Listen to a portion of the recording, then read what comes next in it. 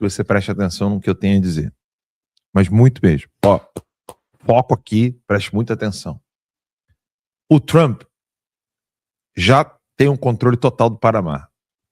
Ele já tem um controle, óbvio, do Alasca, que é um estado americano. Então o Trump não tem nada a se preocupar que venha do Pacífico. O Trump já está de olho na Groenlândia. Já controlou a situação na Venezuela, ou está em desenvolvimento esse controle, mas esse controle já começou. Restam para Trump Colômbia, Brasil e Cuba. Por que o Trump precisa fazer isso? O Trump recebeu, obviamente, uma ordem muito clara de que, se ele vir a ser presidente dos Estados Unidos, ele precisaria parar o Putin, porque senão o Putin ia tomar toda a Europa. E a condição é: eu preciso primeiro fortalecer internamente os Estados Unidos, proteger ao redor dos Estados Unidos, que é a doutrina Monroe, que ganhou uma expansão maior em novembro do ano passado, e nós noticiamos isso aqui.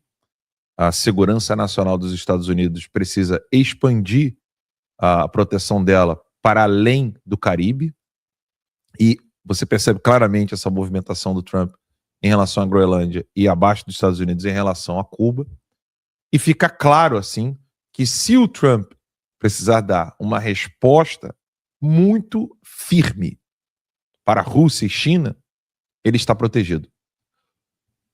Ataque aéreo, o Trump já tem, numa corrida espacial, um avanço muito maior do que os inimigos pensam que ele tem, ou que a própria imprensa pode noticiar.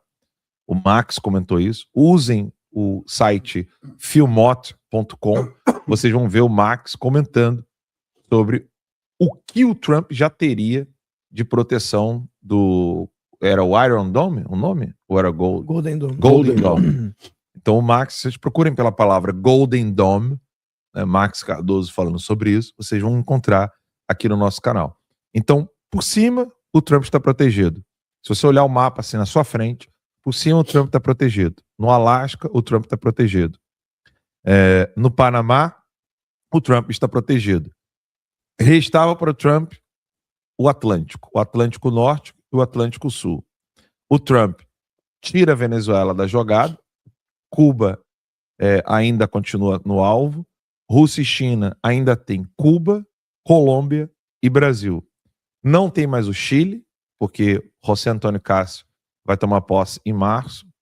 Não tem mais a Argentina, por baixo ali da América do Sul. Resta para o Trump, para os Estados Unidos da América, Colômbia, Brasil e Cuba.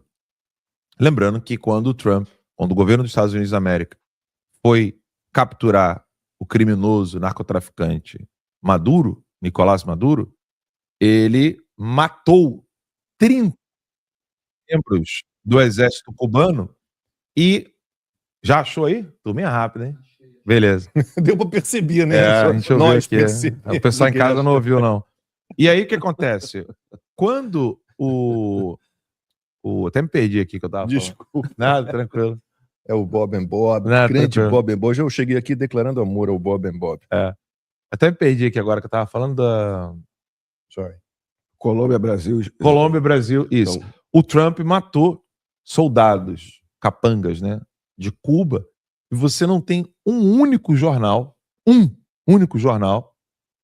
lamentando a morte dos soldados, com muitas aspas, cubanos. verdade. Só que isso é algo que a imprensa não tá prestando atenção, porque, uma, é burra, e segundo, porque não recebeu ordem nenhuma para falar disso. Chimpanzé, ou ele percebe algo e comenta, ou ele recebe a ordem e comenta. Para a imprensa esquerdista não arrancar os cabelos com a morte de 30 cubanos, é porque eles não receberam ordem para falar disso e nem sequer perceberam o quão grave isso é. Quando eu falo grave, eu não estou dizendo que é bom ou ruim, eu estou dizendo assim, é algo de extrema relevância.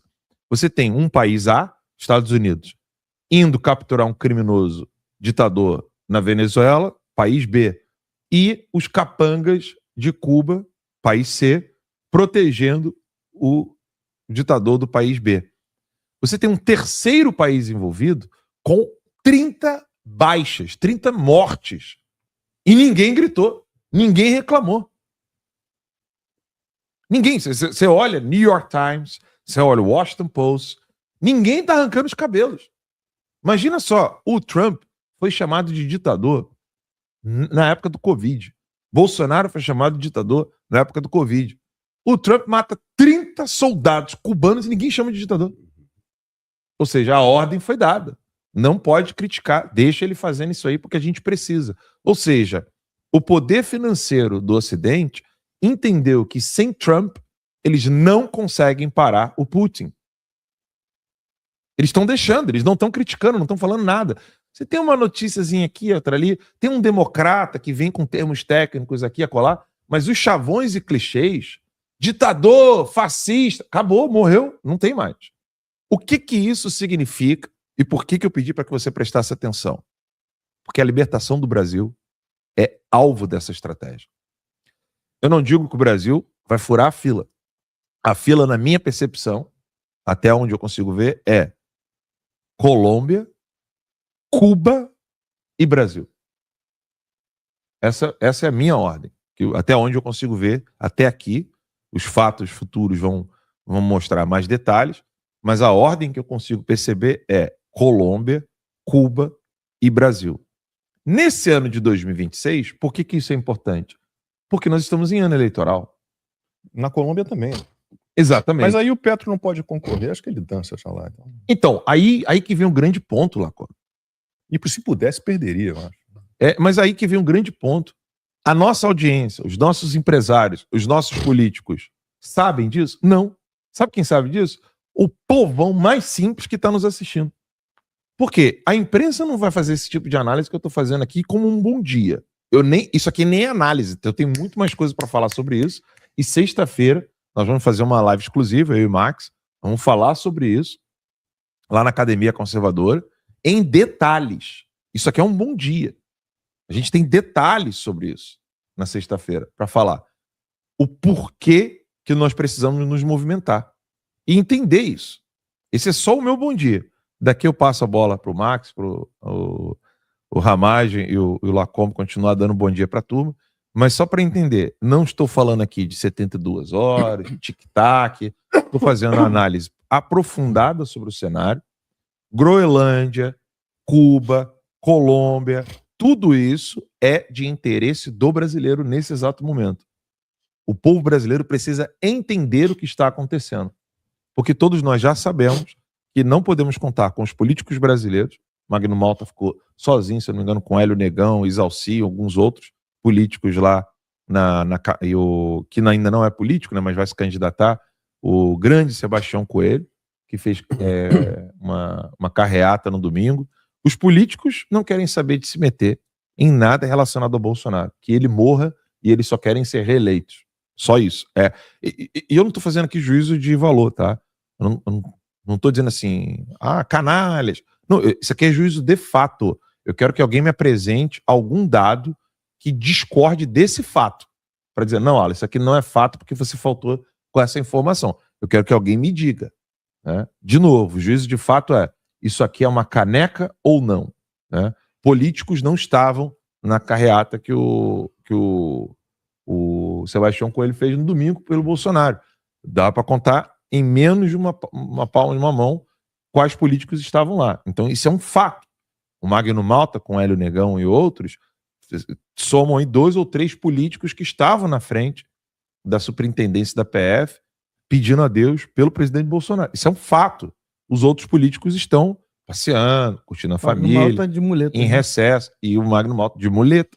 Então, assim, isso é um fato. Não adianta brigar comigo, não adianta fazer corte disso aqui, mandar no grupo dos deputados, que eu sei que eles fazem isso, né? Ah lá, o Alan dos Santos acabando com vocês.